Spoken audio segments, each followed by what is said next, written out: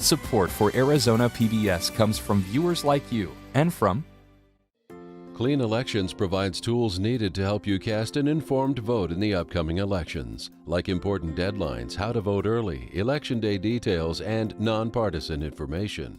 Learn more at azcleanelections.gov.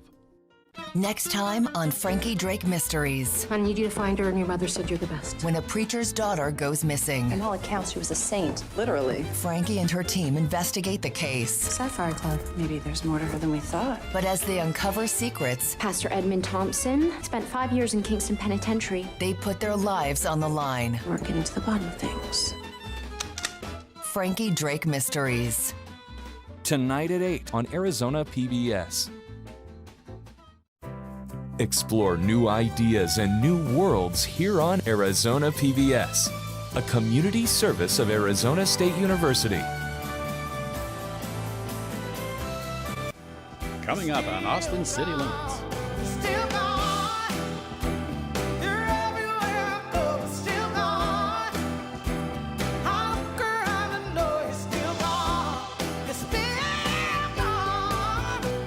All new Saturday night at 11 on Arizona PBS.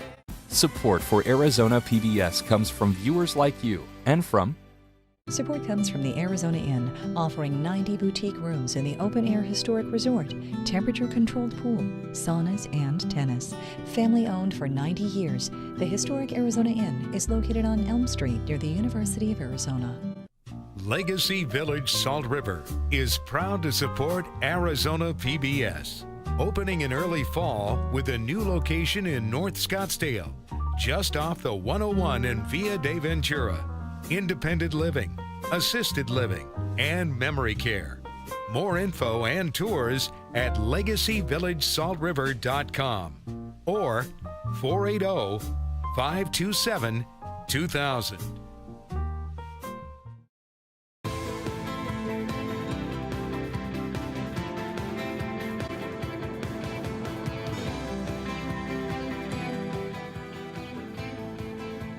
Arizona takes center stage as those on the top of the ticket from both political parties rally for voters in our state today.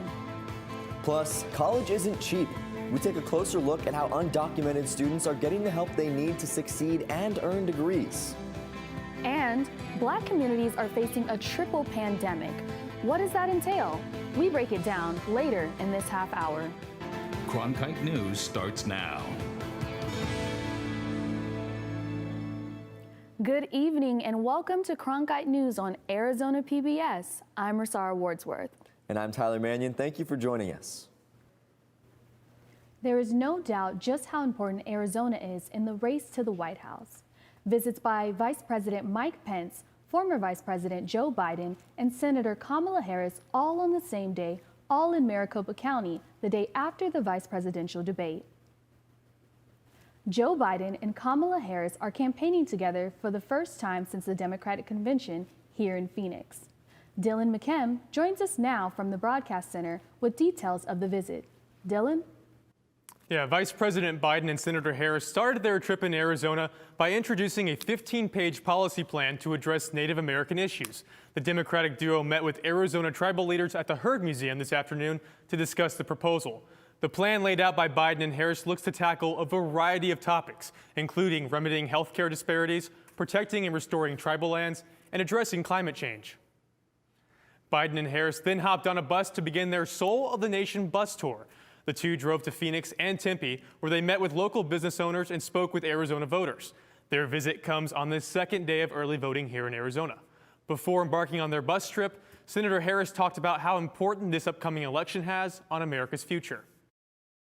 This election, more than any other in our lifetime, will affect every part of our lives, with consequences that may last generations. And there is so much at stake. Our nation is at a crossroads. Just think, all at the same time, we are experiencing the pandemic, the recession, a reckoning on racial justice, a changing climate that's battering our coastlines and setting the West on fire, and the future of healthcare hangs on top of it all.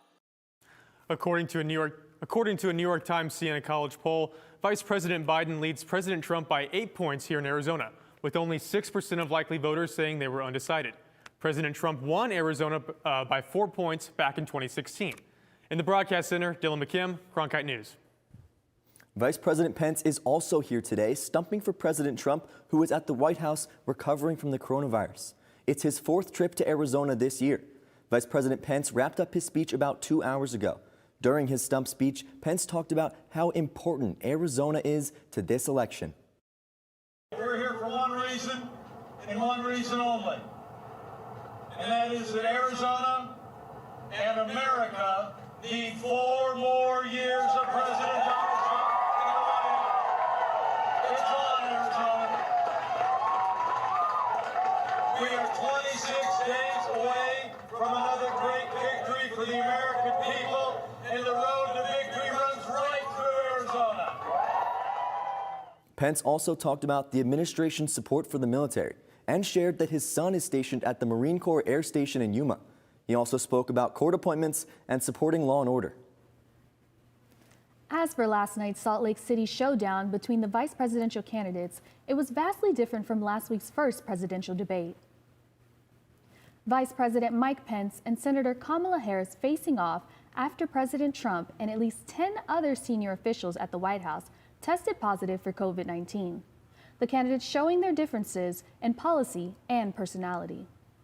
President Donald Trump, who brought all of that experience 4 years ago. Thank you, Vice and President. turned this economy around by cutting taxes, rolling back regulation. We are talking about an election in 27 days, where last week the President of the United States took a debate stage in front of 70 million Americans and refused to condemn white supremacists. Harris put the focus on the man who wasn't there, President Trump, and criticized the administration's handling of the coronavirus pandemic, while Pence painted Harris as a progressive by highlighting her past support for the Green New Deal and Medicare for All legislation. Joe Biden and Kamala Harris consistently talk about mandates, and not just mandates with the coronavirus, but a government takeover of health care, Thank you, the Green New Deal, all government control. We have seen a pattern with this administration, which is they don't believe in science. And Joe's plan is about saying we're going to deal with it, but we're also going to create jobs. President Trump says he is refusing to attend the next presidential debate after the organizer has decided to hold it virtually. Joe Biden agreed to take part in the town hall-style second debate on October 15th. The Commission on Presidential Debates announced early this morning the two men would debate from separate locations to protect the health and safety of everyone involved. The town hall attendees and the moderator will be located in Miami, but Trump says he won't participate virtually, and he doesn't believe he's contagious. For that to be true, he would have to be at least 10 days out from the first time he experienced symptoms. Undocumented students in Arizona struggled to pay even a discounted tuition rate at the 3 state universities. Cronkite News reporter Kylie Cochran explains how these students are gaining access to higher education and how a lawsuit may indirectly help them pay for tuition. I questioned that a lot, like freshman and sophomore year. I was questioning why I was going through college, knowing that it would be very difficult for me to get a job. Getting a job is on the mind of most college students, including Juan Cisneros, a sophomore majoring in computer science at Benedictine University in Mesa. And I realized the career path I really like is very neat because there are some companies that are willing to hire people like me. Cisneros is one of an estimated 9,000 undocumented college students in Arizona out of 454,000 nationwide, according to a New American Economy report. That is 2% of the state's student population. He says he moved to Arizona from Mexico when he was 7 and grew up in Arizona's K-12 system. We cannot be in the classroom encouraging students, if you do X, Y, and Z, if you do all of these things, you're gonna be successful and you're gonna go to college. Reina Montoya is a DACA recipient and the founder of Aliento, a group that advocates for undocumented youth. We're technically lying and deceiving our students if we're not providing the specific pathways that they can follow.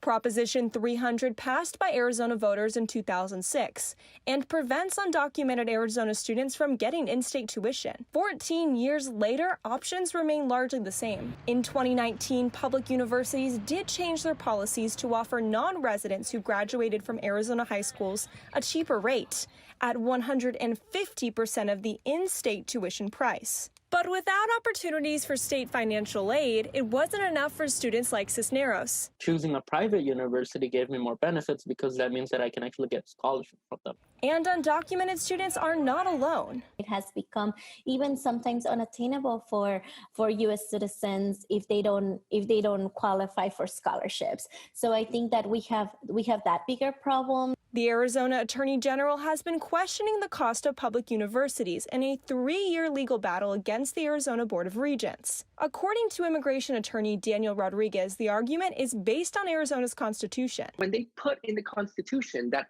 state public colleges in Arizona are to be as nearly free as possible, they meant that because they wanted everyone in the state to have access to an affordable education for the good of the state.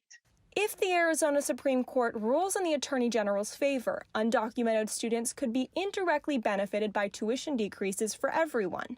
Despite uncertainty about his finances and his future, Cisneros is pushing forward. What keeps me moving a lot of the time is just thinking about how much my mom really gave up just for us to come here. Kylie Cochran, Cronkite News. The Arizona Board of Regents released a statement after the oral arguments disputing the Attorney General's authority on this issue.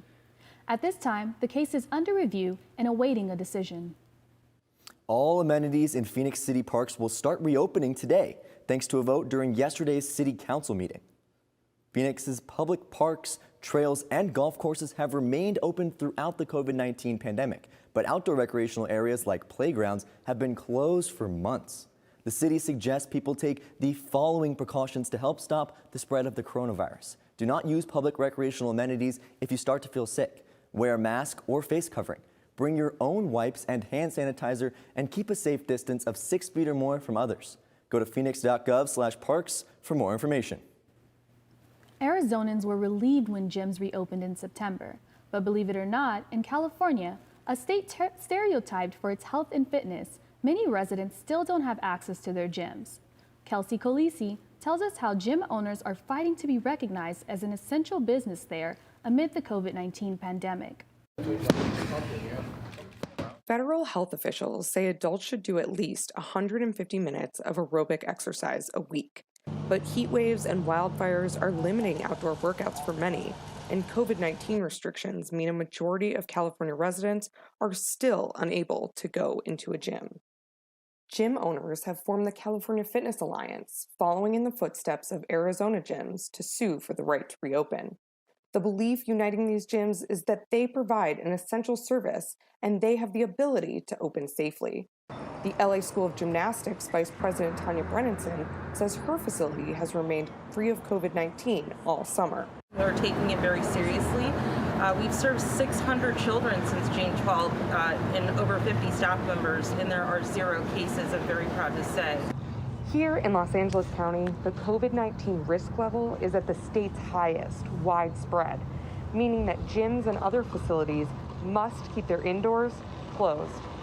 Some facilities have tried to operate outside on sidewalks and in parking lots, and though that solved the problem for now, it hasn't solved all of their problems. The premise is that you utilize specific equipment for specific areas of the body and training, and not everything can be transported daily, set up daily. The California Fitness Alliance's lawyer, Scott Street, said his clients filed this lawsuit reluctantly. My client's goal is really to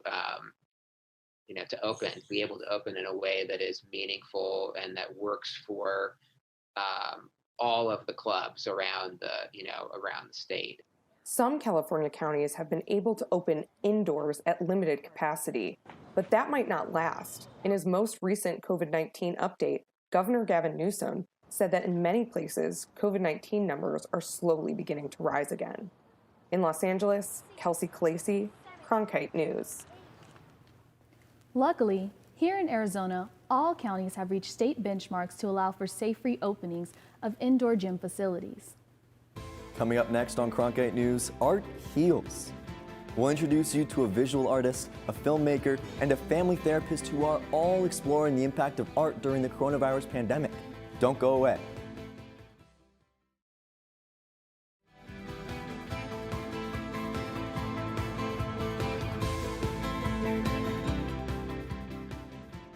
Stephanie Tsai, news anchor. I think women have come a long, long way when women were still struggling to just get the right to vote. So it's important to recognize the sacrifice. Symbols. Water for liberation. Spreading clay on a fence representing the creation of a new way of life. Because they are tired of what they see. Every day we're hearing on the news of all these terrible things that continue to happen to immigrants. And it's just really unjust to take advantage of a person's labor and so easily just dismiss them. Pita Juarez has a new approach to life. Oh, what kind of Mexican are you? Her heart is behind the scenes. She spends most of her time working on her films. You Racist, Sexist Bigot is one of them. I've always been the type of person to take on more than I should, and that brings me a lot of stress. But the things that I take on are all things that I'm super passionate about. Both artists live in the valley. The most important object that Granados is from Guanajuato, Mexico, and Juarez from Guatemala. Coronavirus has affected the country in different ways, and according to the CDC, mental health outcomes are worse in racial/ethnic minorities. A 2010 study conducted by the National Institute of Health found that creative engagement can decrease anxiety, stress, and mood disturbances. Rhiannon Chavez is a therapist who says she knows it firsthand. Art therapy is probably one of my favorite things to use, especially if they're willing to kind of explore with you and actually really start thinking of it as more abstract. Granados and Juarez say art is a powerful method to combat this issue. For me, art therapy looks like dancing, but for filmmaker Pita Juarez, her chosen art form sometimes brings stress. So it's like a weird balance. For Granados, besides releasing stress, art also helps her to express her heritage. Creating art and having it be about something that is so personal for me has been a healing practice for me. It also brings me so much joy when I'm editing and creating stories, and I'm just like, oh, this is exactly what I worked so hard for. For Sarah Wordsworth, Cronkite News. Juarez is currently working on a new film about environmental racism. Granados will continue to use her art as a way to tell her story, and Chavez plans to implement even more art-based practices in her work as a marriage and family therapist. That's it for Cronkite News tonight. Thanks for joining us. For top Arizona stories anytime, go to cronkitenews.azpbs.org. Triple pandemic. That's what Black communities are currently facing. We'll explain when we break it down next.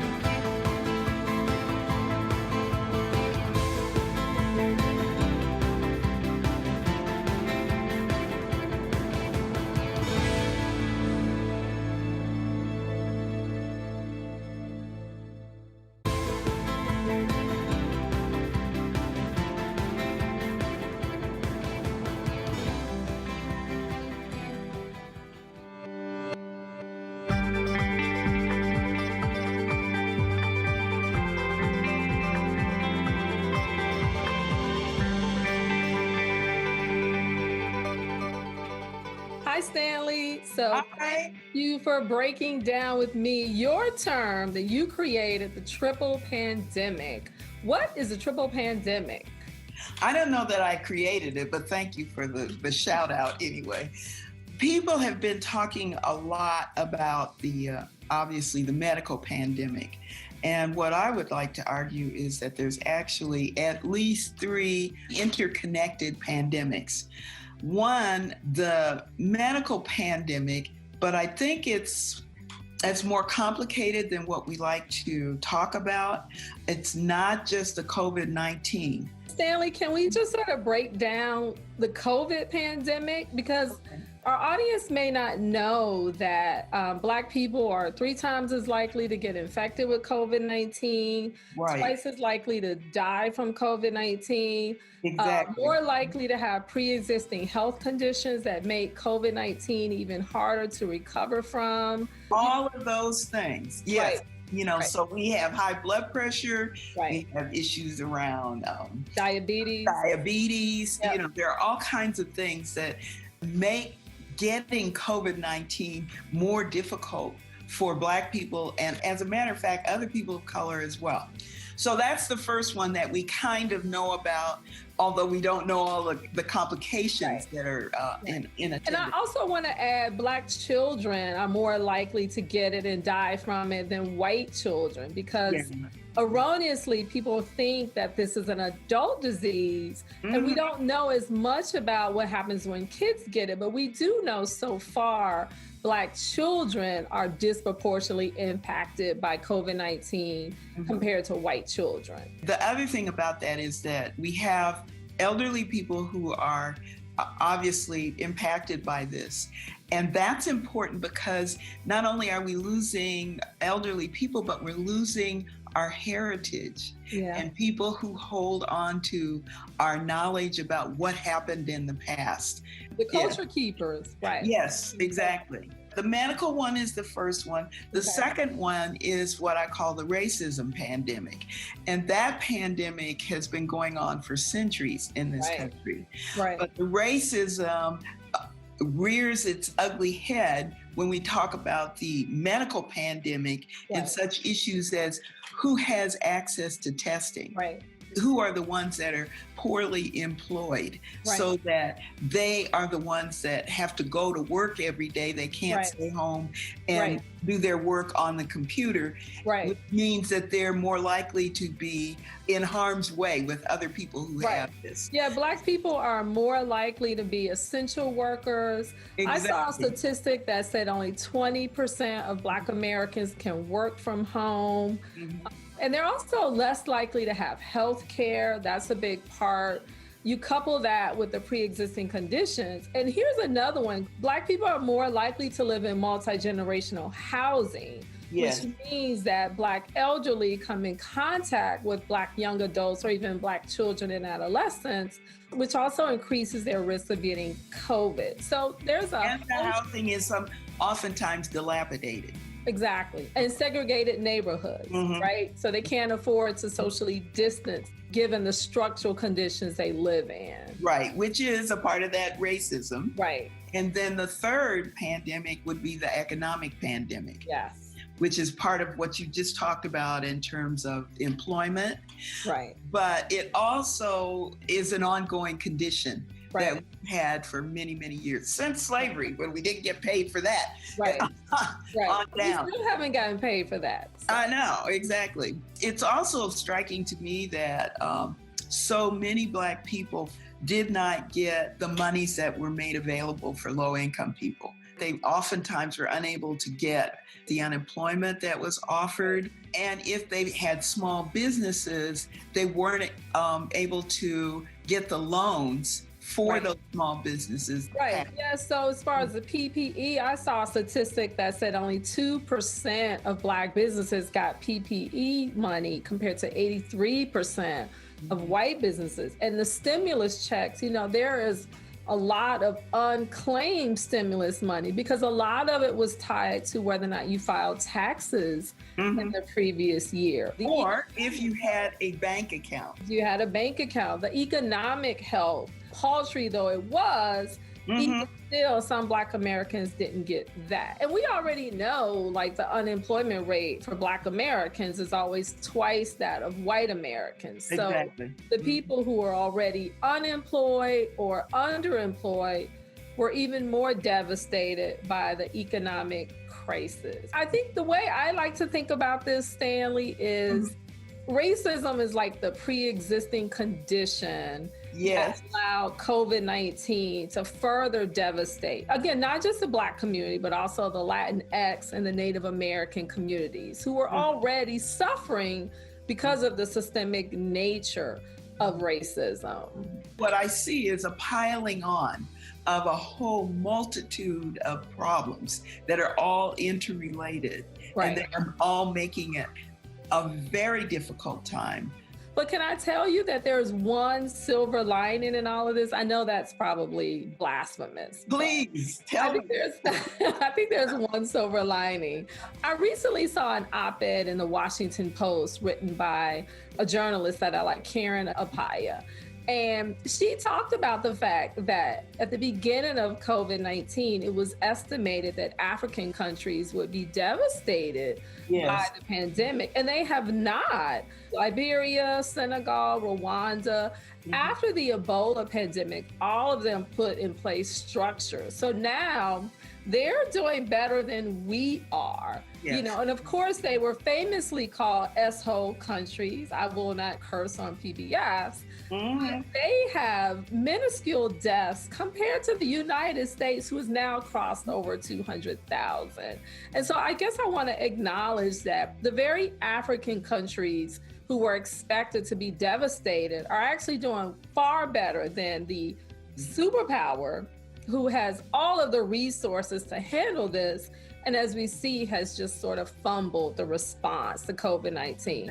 And I think it's a silver lining because it challenges this notion that African countries are inferior or subpar or, you know, can't handle crisis like their Western counterparts. So that's a silver lining for me. What about you? It is. It is amazing that they have less than you know what we have. America, this is one way we don't need to be leading the way, but we are leading the way in terms of the numbers of people who have the disease and the deaths that are coming from it. Right. This should not be happening in so-called best country in the world. Right. Well, thank you, Stanley. Thank you for breaking down the triple pandemic, a term you coined, on Break It Down with me. Have a good day. I will, and thank you. It was fun.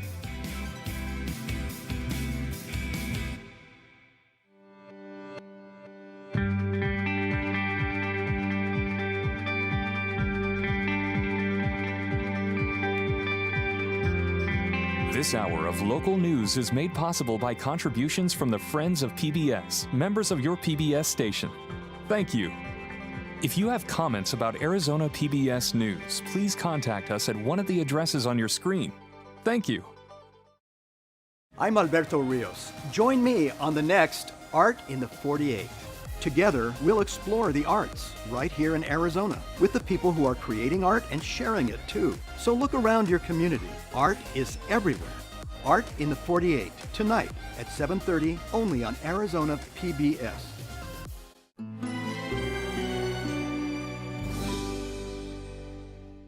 Next time on Shakespeare and Hathaway, a man is worried his daughter will ruin her sister's wedding. She's fallen in with a group of environmentalists. But even as Frank stands guard, the bride and groom go missing. They've been kidnapped. Shakespeare and Hathaway. Tonight at 9 on Arizona PBS. PBS, where the drama is on Sunday nights. The finale of Last Tango in Halifax. Are you and Mom getting back together? Possibly. Followed by Flesh and Blood on Masterpiece. It is none of your business. It is my business who my wife is sleeping with, okay? And Cobra. This place is a bomb waiting to go off. The finale of Last Tango in Halifax. Flesh and Blood on Masterpiece. And Cobra. Sunday on Arizona PBS. Explore new ideas and new worlds here on Arizona PBS, a community service of Arizona State University. I'm Ted Simons, host and managing editor of Arizona Horizon. In-depth local news coverage has been a part of Arizona PBS since its inception and has never been more vital to our state. So join us weekdays for an hour of local news, starting with Arizona Horizon in its new time at 5 o'clock. followed by Cronkite News at 5:30. We finish the hour with Break It Down, where we'll take a closer look at the topics we're all talking about. Arizona Horizon, Cronkite News, and Break It Down, starting at 5, only on Arizona PBS. What it means to be American is to take to the road. Mobility is essential to freedom. Discovery. Freedom. The notion of driving while black reminds us that that's not available to all Americans. To be able to move freely. We live in a country where it's never been everybody's right. There are still so many dangers. We have to engage history with a kind of brutal honesty. Tuesday night at 8 on Arizona PBS. Support for Arizona PBS comes from viewers like you and from English Rose Tea Room in Carefree, serving afternoon tea and traditional British fare in a Victorian tea room atmosphere. Open for lunch and afternoon tea 7 days a week. Information at 480-488-4812, carefreetea.com. Ironwood Cancer and Research Centers, personalized cancer care through medical oncology, radiation oncology, and radiology services, focusing on emotional, physical, and social support, outsmarting cancer one patient at a time. Clean Elections provides tools needed to help you cast an informed vote in the upcoming elections, like important deadlines, how to vote early, election day details, and nonpartisan information. Learn more at azcleanelections.gov.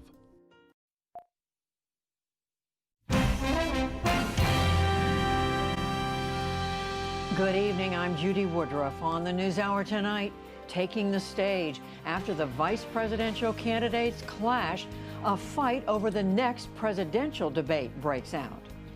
Then, one-on-one, we talk with Dr. Anthony Fauci about the president's treatment for COVID-19 and the ongoing pandemic response. It didn't have to be this bad if we had done it in a way where people uniformly abided by the public health measures that we've been talking about consistently. Plus, terror plot. Violent extremists in Michigan are charged with plotting to kidnap Democratic Governor Gretchen Whitmer. And the return of war. Territorial fighting between Armenia and Azerbaijan that threatens to ensnare larger regional powers leaves ordinary citizens in a state of panic. It's really hard to describe how terrifying it is when the city is being shelled. All you can think about is, how do I get low? How do I get safe? And that's what the people of Stepanakert have been living with for over a week and a half now. All that and more on tonight's PBS NewsHour.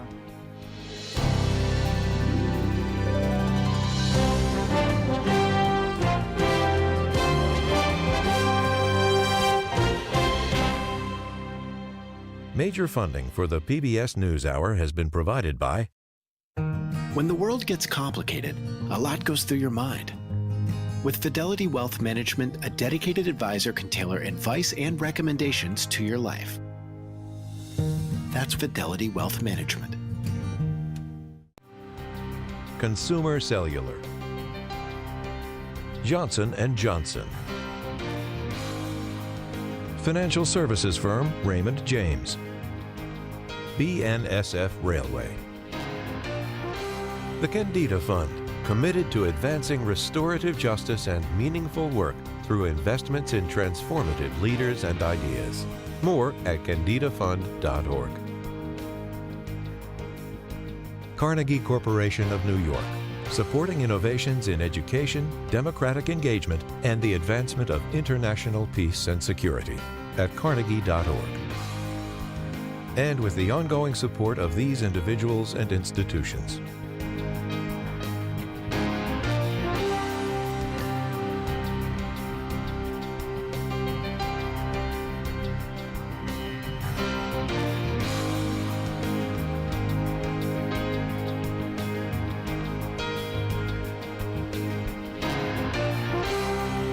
This program was made possible by the Corporation for Public Broadcasting and by contributions to your PBS station from viewers like you. Thank you. To debate or not to debate? In person or not in person? Those questions dominated the U.S. presidential campaign this day. President Trump insisted he won't agree to a virtual encounter online. And Joe Biden balked at delaying their debates. It all came a day after their running mates faced off. Amna Nawaz begins our coverage. With 26 days until Election Day, the Democratic ticket headed to Arizona, where former Vice President Joe Biden took a moment to hail Senator Kamala Harris's debate performance the night before. This is one of the finest persons I've ever dealt with. This is a person who was ready on day one to be President of the United States of America. This is a person that has more integrity in their little finger than most people have in their whole body. And the idea, it's obvious he has great difficulty dealing with strong women. Meanwhile, back in Washington, President Trump threw next week's debate with Biden into turmoil. No, I'm not going to waste my time on a virtual debate. That's not what debating's all about. You sit behind a computer and do a debate. It's ridiculous. First refusing to take part after the debate commission this morning announced a virtual format to, quote, protect the health and safety of all involved, later agreeing with a Biden campaign suggestion that the debate be delayed 1 week so it could still be held in person. In a statement, Trump campaign manager Bill Stepien said, quote, we agreed that this should happen on October 22nd, and accordingly, the third debate should then be shifted back 1 week to October 29th. Biden campaign manager Kate Bedingfield fired back, writing Trump's erratic behavior does not allow him to rewrite the calendar, and insisting the final debate remain on October 22nd. Donald Trump can show up, Bedingfield said, or he can decline again. We set the dates. I'm sticking with the dates. I'm showing up. I'll be there. And in fact, if he shows up, fine. If he doesn't, fine. In yet another scheduling shift this afternoon, ABC News announced it would host a Biden town hall in Philadelphia on October 15th, now that the president had backed out of that night's debate. The back and forth on debate planning comes after an intense back and forth between the vice presidential candidates last night. Well, let's get but Susan, this is important. Susan, I want to add, but Mr. Vice President, I'm speaking. I'm speaking. In a debate dominated by the pandemic, Senator Harris slammed the White House response, calling it the greatest failure of any presidential administration in the history of our country. I want to ask the American people, how calm were you when you were panicked about where you're going to get your next roll of toilet paper? How calm were you when your kids were sent home from school and you didn't know when they could go back? Vice President Pence, the head of the White House coronavirus task force, defended the decision to not create a federally coordinated response. The difference here is President Trump and I trust the American people to make choices in the best interest of their health. Joe Biden and Kamala Harris consistently talk about mandates. We're about freedom and respecting the freedom of the American people. In stark contrast to the first presidential face-off, peppered with interruptions and heckling from the president, Harris and Pence largely stuck to the issues and their campaign messages. But a Green New Deal, your massive new mandates, your Paris Climate Accord, it's going to kill jobs this time, just like it killed jobs. I just need to respond very briefly. Joe Biden believes you measure the health and the strength of America's economy based on the health and the strength of the American worker and the American family. On the other hand, you have Donald Trump, who measures the strength of the economy based on how rich people are doing. Voters from both sides of the aisle who watched the debate with us said they welcomed the change in tone. Who felt better about the way the debate went tonight? Raise your hand if you felt better. But most were unsatisfied with the candidates' answers. I do feel like both candidates were dodging the question. We get it. Y'all don't like Trump. We get it. Attack the points. And they're wary of what the next presidential debate could bring. I hope it doesn't repeat itself. But if it does, I don't see any sense in continuing to watch. Weighing whether or not to tune in the next time the candidates take to the debate stage. For the PBS NewsHour, I'm Amna Nawaz. For more on the debate and the state of the campaign, I'm joined by our own Lisa Desjardins and Yamiche Alcindor. So hello to both of you. And Lisa, to you first. As we can tell from what we just listened to, this was a more policy-oriented debate than what we saw last week between the president and Joe Biden. So what are some of the main policy contrasts that emerged last night? Let's look at two, Judy. First, on climate change. You had Senator Harris saying that it is an existential threat and significant action is needed now. On the other hand, you had Vice President Pence just offering a question, which was, what is the cause and what do we do about it? Not definitively giving his opinion on it. The other issue, Judy, is the economy. Vice President Pence put out there that Democrats